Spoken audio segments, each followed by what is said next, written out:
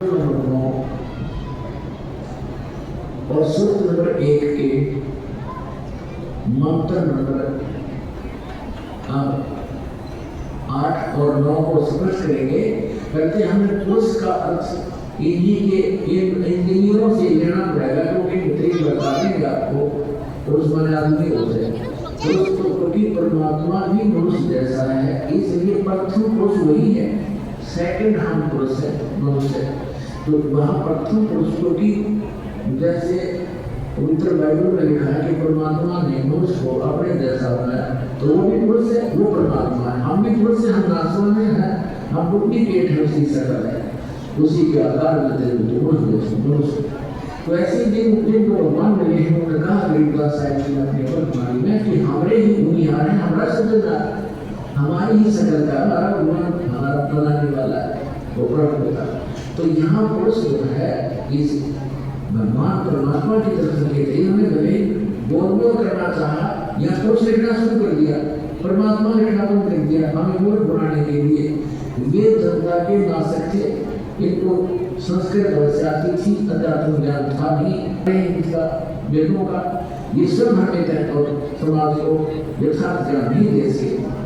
और तो आज तक के जितने ऋषि महर्षि हुए उनको हिसाब ज्ञान नहीं था, केवल परमात्मा ने जिन महापुरुषों को अपना परिचय दिया, अपना साक्षात्कार करना, सत्संग लेकर के बातें छोड़ा, उन महापुरुषों को छोड़कर और किसी के पास अध्यात्म ज्ञान नहीं था। अब वो ज्ञान इस दास को दिया स्वर्ण के साथ इसका लाभ उठा। अब देखो, अब हमारे रेगुलर बड़ी नंबर 901 और मंत्र नंबर ये 6 तकलीफ परमात्मा ने किया गई, और साथ में इन्होंने कोर्स लिखना कर दिया, उस परमात्मा को लिखना था, तब मैंने उस परमात्मा उस कोर्स को लिख दिया। तो बात है यहाँ पुरुष माने परमात्मा, आपको कौन परमात्मा हो, हम इसको पूर्ण परमात्मा बोलेंगे।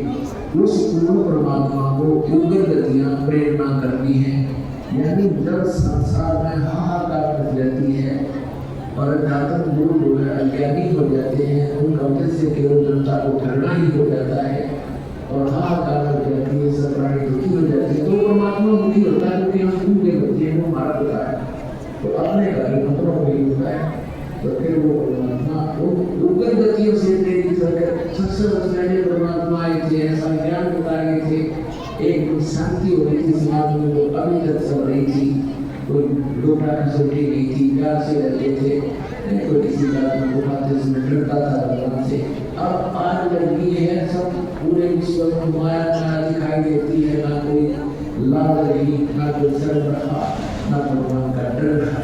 तो अब पुनः स्थापना करने के लिए शांति की और भक्ति की परमात्मा ने पहले से वचन रोक रखा था कि जब कलयुग 5500 वर्ष बीत जाएगा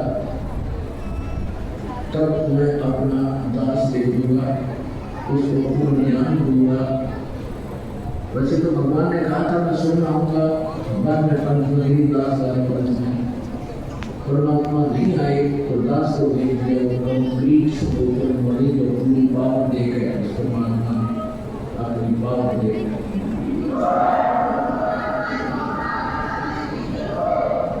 तो अब पुण्य स्थापना होगी शांति की। तो अब यहाँ क्या कहते हैं कि उस परमात्मा को यहाँ की उग्र गतियाँ यानी खतरनाक स्थिति प्रेरणा करती है, तब वो परमात्मा एक सुंदर शरीर धारण करके यहाँ प्रकट होता है।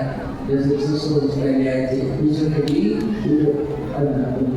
लूटक सोच रही थी, की पूजा होती थी, ये ढेरे बना रखा है सबको, तो परमात्मा आके पुनः स्थापना की थी और 64 लाख से हो गए थे धारक के, धारक कहते थे, दुल्हा कहते थे। यदि परमात्मा ना होते 600 वर्ष पहले भारत वर्ष के अंदर 64 लाख से सोना कोई बड़ा होगा नहीं है। और सबको परमात्मा ने भक्ति से विश्वास किया, उनको सुख दिया, उनके आने वाले बच्चे उनके घर में जन्म दिया, वो अच्छी आत्माएं हुई। तो अभी तक चल रहा था, हमारे समाज में शांति हुई थी। अब ये 50 वर्ष से पूरे बिगड़ी गिरती जा रही है और आप तो पूछो ही मत। देखो जहाँ देखकर माया माया दिखाई देती है, शराब पीना, कोई मांस खाया, शरीर हो गया, और कैसा हाथ का कोई सूखा पी रहा है, कोई बीड़ी पी रहा है, पूरा मानस दूषित और वातावरण दूषित हो गया। तो अब इस भक्ति से पुनः स्थापना होगी भक्ति की और विश्व में शांति की, परमात्मा का वचन है, ये तो हो गया। तो अब देखो क्या लिखा है, वेद क्या बता रहे हैं परमात्मा से। देखो हम ऋग्वेद मंडल नंबर 901 मंत्र नंबर 8 पढ़ेंगे।